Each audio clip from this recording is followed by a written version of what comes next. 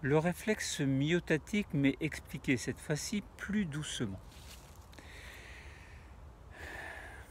Réflexe myotatique, c'est quoi? Il est basé sur l'arc réflexe.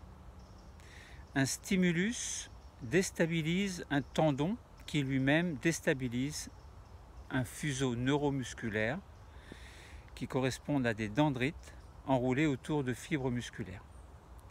On parle de fuseau neuromusculaire. Un message nerveux va être généré, codé en fréquence de potentiel d'action. Chaque potentiel d'action, ou tous les potentiels d'action plutôt, ont la même amplitude. Ce message nerveux arrive jusqu'au corps cellulaire du neurone sensitif, corps cellulaire qui est situé dans le ganglion rachidien. De l'autre côté du corps cellulaire, le message nerveux continue à se propager, mais cette fois-ci au niveau de l'axone du neurone sensitif. Ce message nerveux arrive au bout de l'axone, donc au niveau de ce que l'on appelle l'arborisation terminale, où là, il y a des synapses avec un neurone, avec le corps cellulaire d'un neurone moteur, corps cellulaire ou dendrite, d'un neurone moteur dont le corps cellulaire est situé dans la substance grise de la moelle épinière.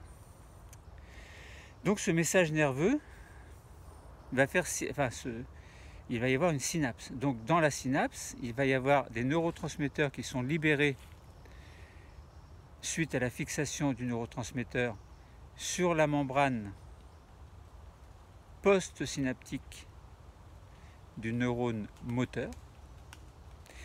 Cette fixation ou cette libération de neurotransmetteurs va permettre la fixation de ce neurotransmetteur sur des récepteurs spécifiques du neurone post-synaptique, ce qui va engendrer la naissance d'un nouveau message nerveux, toujours codé en fréquence de potentiel d'action, et tous les potentiels d'action ont toujours la même amplitude. Ce message nerveux donc va se propager le long de l'axone de ce neurone moteur,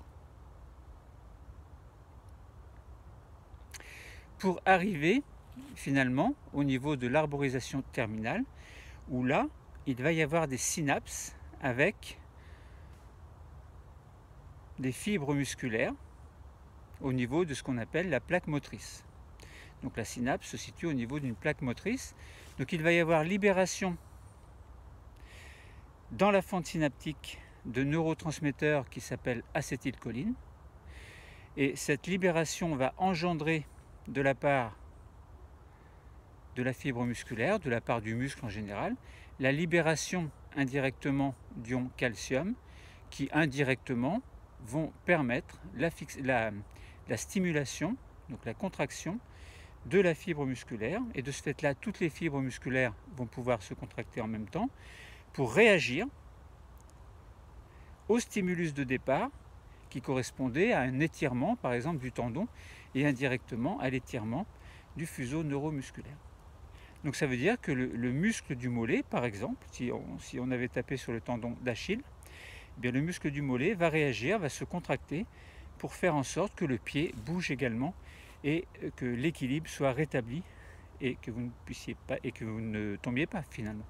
Donc c'est ça en fait le réflexe myotatique, c'est agir contre la pesanteur pour faire en sorte qu'à chaque instant on reste en équilibre.